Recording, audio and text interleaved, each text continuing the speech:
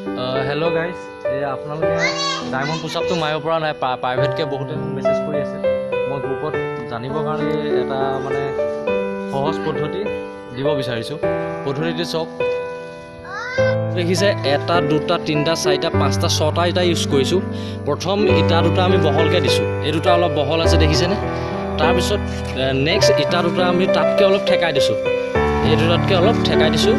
তাৰপিছত নেক্সট ইটাটো তাতকৈ আৰু অলপ ঠেকাই দিছোঁ, অকল এটা ইটা ইউজ কৰিবলৈ দিছোঁ। নেক্সট আমি এটা ভগা ইটা ইউজ কৰিছোঁ, যাতে ই হৈ পোৱাৰ পিছত ডায়মণ্ড শ্বেপ।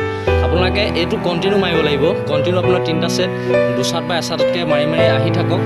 লাহে লাহে যেতিয়া ইয়াত পাবহি তেতিয়া আপোনালোকে ডায়মণ্ড শ্বেপটো ল'ব। ডায়মণ্ড শ্বেপটো ইজি, অতি সহজ হৈ পৰিব। এইটো ছেট 1 2 3 4 5 6 ভাগিনা মাৰি দেখাব, মাৰি দিম। এচাই লওক কেনেকৈ মাৰিছে। প্ৰথম ছেটটো বহল আছিলে, এচাত আকৌ নেক্সটলৈ আহিব, লাহে লাহে ঠেক হৈ আহিছে। নেক্সটত আহিব আৰু ঠেক হৈ আহিছে। নেক্সট ভগা ইটাটোত মাৰিব। হাতটো দিবলৈ অলপ জটিল হ'ব, কিন্তু একো নহয়, আপোনালোকে তাত ট্ৰাই কৰিব। তাৰপিছত ডায়মণ্ড শ্বেপ আপোনালোকে অতি সহজে কৰিব। চ' চিম্পল।